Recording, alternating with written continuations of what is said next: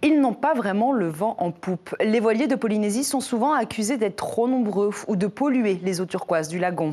200 à 300 voiliers sont en Polynésie, un style de vie que les propriétaires ont choisi, mais beaucoup se sentent aujourd'hui stigmatisés. Afin de casser cette image négative, certains d'entre eux ont accepté de témoigner. Reportage de James O et Jacques Damour. Yolanda tout le monde. Yolanda.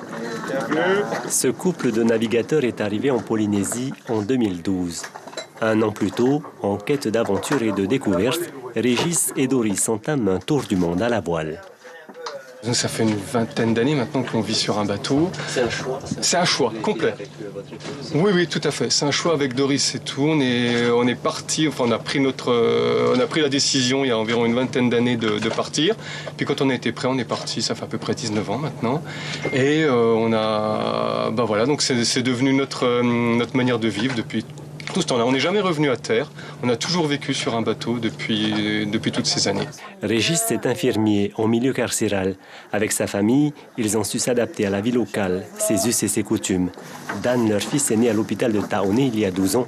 Il est scolarisé au collège de Punarbia. J'aime bien parce qu'après tu as le lagon à côté, tu peux aller nager, pêcher, aller avec l'annexe, aller jouer à la marina aussi, c'est bien. Jouer avec des amis à terre, alors c'est ça? Oui, les amis qui sont sur d'autres bateaux. On va jouer à terre aussi.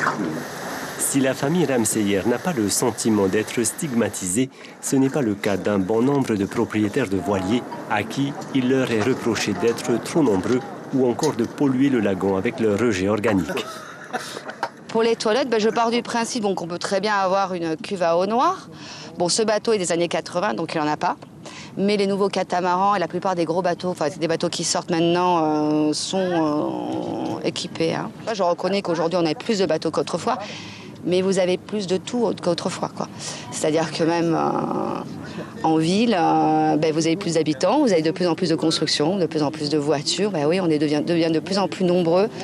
Donc forcément, il y a de plus en plus de bateaux. Entre 200 et 300 selon l'association des voiliers en Polynésie. Pour la plupart, la préoccupation du moment, c'est l'augmentation des redevances depuis le 1er mars. Il y a 456% d'augmentation, on multiplie par 5,6 le prix des loyers pour un morceau de béton, un bout de voûte. À votre niveau, vous avez eu des explications de la part du port autonome?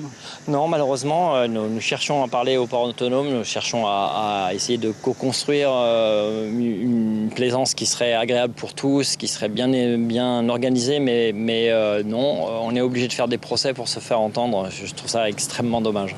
Pour l'heure, l'affaire n'a pas encore été audiencée au tribunal administratif. L'association des voiliers en Polynésie espère bien obtenir gain de cause.